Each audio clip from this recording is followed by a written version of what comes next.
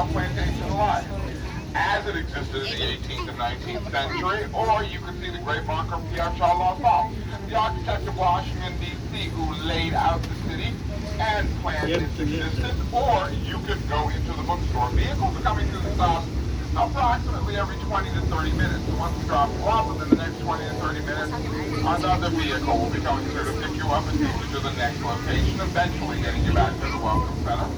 Arlington National Cemetery is still a working cemetery Monday through Friday.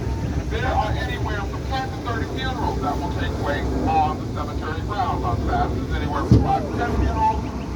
No funerals on Sundays, no funerals on federal holidays. Today there are 18 funerals that are taking place on the cemetery grounds. So in the event that Claudia and I encounter a funeral, Claudia will definitely stop driving immediately. I will stop narrating immediately. And out of respect for the men and women who have given the ultimate sacrifice and given their lives on behalf of our country, we humbly ask that no pictures be taken of the families, of the processions, of the funerals themselves, or of the loved ones of the men and women who are here to bury their loved ones. And we thank you very much for touring with Arlington National Cemetery on this day. We're on our way to the great marker of our 35th President, John Fitzgerald Kennedy. President Kennedy was assassinated on November 22nd.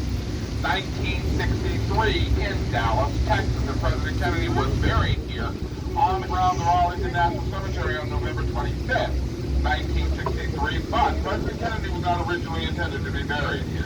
President Kennedy was originally intended to be buried in the Kennedy family crypt in Brookline, Massachusetts, at the insistence of his parents, Ambassador Joseph and Rose Kennedy, but unbeknownst to them, President Kennedy had been here twice in 1963. He came here in March. Unannounced, no Secret Service detail. He was given a private tour of the house and the ground. And as he looked out over the skyline of Washington, D.C., he was over to tell the caretaker giving him the tour, "It's so beautiful, I could stay here forever." He was also here on November 11th, 1963, on Veterans Day. 2 weeks prior to his assassination, he was here to lay a wreath and give a speech at the tomb of the unknown soldier. And he was accompanied by his brother Bobby and his press secretary Pierre Salinger. He told them both, "It's so beautiful I can stay here forever." With that in mind, and when the Kennedy family heard this, they relented in their objections to his being buried here.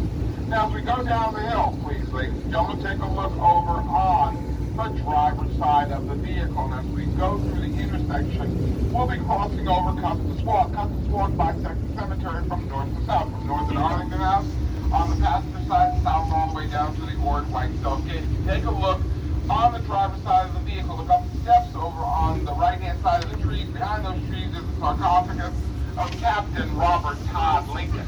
Captain Robert Todd Lincoln was the eldest son of President Abraham Lincoln and First Lady Mary Todd Lincoln. The only one of their 4 sons to have survived to full adulthood. The only one of their 4 sons buried here on the cemetery grounds. Section 5 is over on the passenger side of the vehicle. If you take a look about 4 rows back, you'll see a very tall black granite grave marker.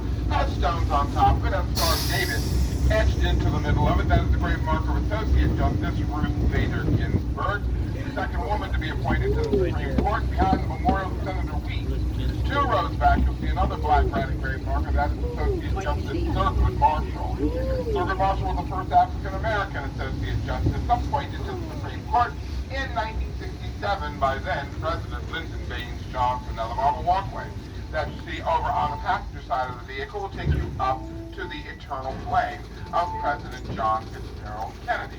Also in that area, you will find the grave marker of his brother, Senator Robert Kennedy. You'll find the grave marker of his brother, Senator Edward Kennedy. And there's a memorial marker there in honor of Elvin's brother, Joseph P. Kennedy, Jr. He was killed in a secret mission that he was flying over the English Channel during World War II, and his remains were never recovered. So in essence, all of the Kennedy brothers, I beg your pardon, are all within that elliptical area. Now we're going to go to the stop where we will drop you off. Vehicles are coming through the stop approximately every 20. You have everything. Do not leave any of your possessions here on the vehicle, as you will probably not be coming back on the same vehicle during the afternoon. And as you wait till Claudia comes to a complete and total stop before you hop off the vehicle, get to the Kennedy grave marker, exit the vehicle on your right, go to the rear of the vehicle, take the steps or the ramp up to Look around, ladies and gentlemen, please make sure you have all of your personal items. Don't leave anything on board.